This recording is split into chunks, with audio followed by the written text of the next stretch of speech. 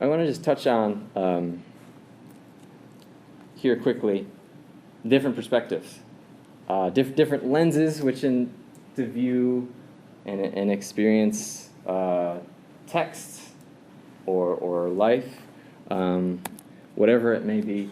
The question, and again, this is a bit of the idea of when the church became more Gentile, is our heritage from Athens or is it from Jerusalem? And I think there are some implications that come from that.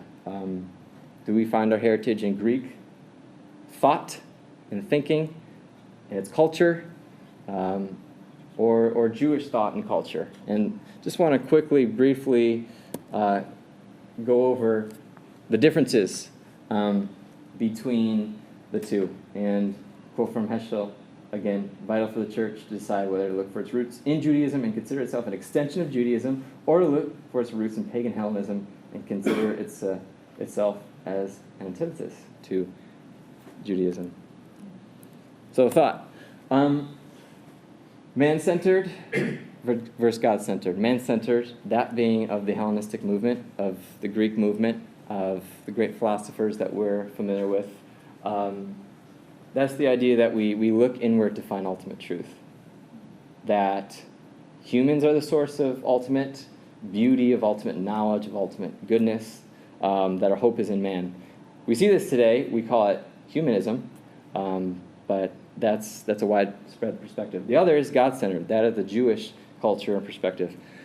If you go to study in rabbinic tradition, particularly I've heard at the university level, the first class, the rabbi I've heard, he comes and he invites someone to stand up and say, hey, recite to me Genesis 1:1. And stand up, and in the beginning, God. It's like, stop. And again, in the beginning, God. Stop. Again, in the beginning, God. Repetition's a big source for them of importance, of highlighting, of learning. And then he says, if you don't believe that, none of this is going to make sense. It doesn't matter. And so feel free to leave. That's the weight of it. In the beginning, we believe that God is the creator of all things. We believe God is the God who says he is, and that all of us are under his dominion, domain, and his rule.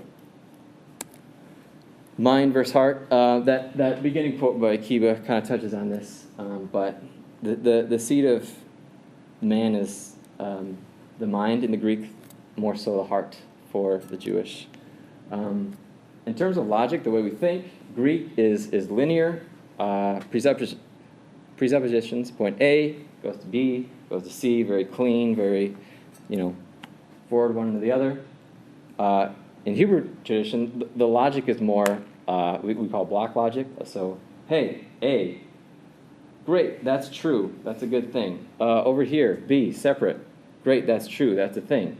A helpful example, I think, in particular for us in theology, I think of the sovereignty of God. This idea of how is God in control? How is he, how is he over everything working, and yet still we have free will? What? So for the Greek mind, it's like, okay, God's sovereign, we have free will. What is C? How does that work? For them, God's sovereign. That is a truth. Praise God for that truth. We have free will. Praise God for that truth. I don't know how these mesh together, how they work, but I'm thankful to God for these two truths. Block logic, that mystery, there's a mystery there of sovereignty of God, of how that works out. So there's wonder of, what? God, how does this take place? And I think we're uncomfortable, as Brene Brown points out, in our society. It's got to be clean-cut, explainable. I got to understand everything. But are we okay in the unknown? Are we okay in the mystery of things? It's a good question for us to be asking. Hebrew thinking, a lot of the roots where our faith comes from, it's pictorial, it's unsystematic, personalistic. It's very personal. It's saying, instead of just truths about God, it's saying God is God's my shepherd. He's my shade. He's it's personal. It's warmly sensitive. Culture, just quickly, one topic, individualistic. Obviously, that's our Greek culture today, in our Western culture. Collectivist, that's the more Eastern approach to things. And so just thinking about hospitality, how do we approach that? For us today, I think it's, you're hospitable if you invite your friends over for dinner once in a while, right?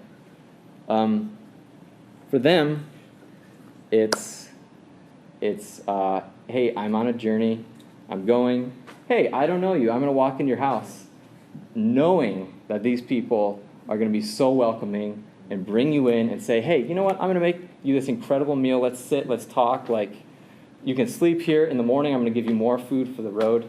It's a completely different approach to hospitality.